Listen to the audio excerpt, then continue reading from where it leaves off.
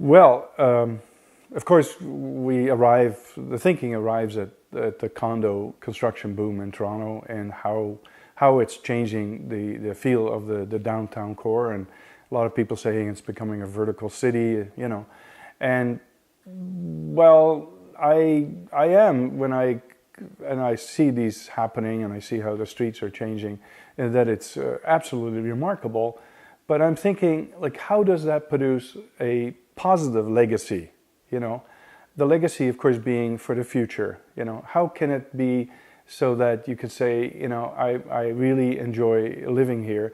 First of all, the condos, of course, the sidewalks are simply ignored.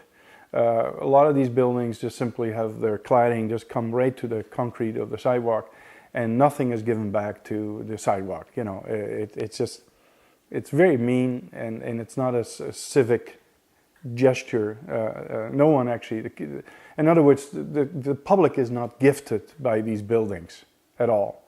You know, it's actually more of a deprivation of the public sphere. So that's a huge improvement that's required.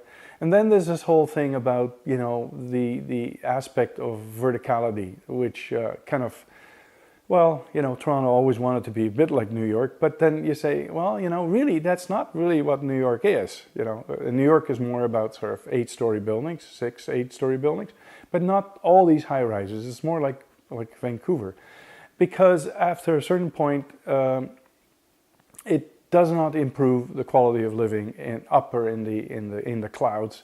Currently, for instance, we have an elevator worker strike, and many people were not able to go home because the elevators aren't working, and they have to be put up with family. So why is that a great way of going home? You know, so we can go into specifics about the planning of them, which is a problem, and that I like tall buildings, but I know whether tall buildings are really terrific for making a better city, when the idea is that you just simply slip into the elevator and you pop out of the 25th floor, and then you go into your apartment, that's the end of it, and then the next morning you go back to work again.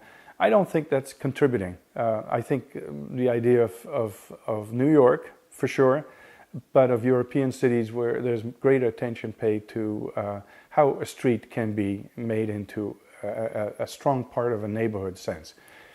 Technically speaking, about that type of thing, does that type of construction?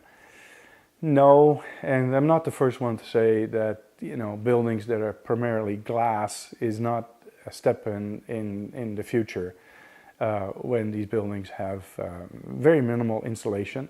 And when the balconies still project straight out from the interior to the exterior with all the heat loss, and I just think it's more about the smarts about these buildings is more about how you can squeeze every square inch and have everyone sort of pay for it, rather than, you know, gestures that help the future and help us now, you know, as far as neighborhood quality, designing neighborhoods with quality. Quite honestly, with all these condos happening in this area, I don't really feel like sort of being in those streets and say, you know, that's really great to be in. Let's say, for instance, if we go to the Market Square, you know, by the St. Lawrence Market, and you say, I love being here, right? And many people, like, you know, have said that, you know. But to be in these newer streets down there, and you say, no, you know, it's not something I really enjoy being in, you know.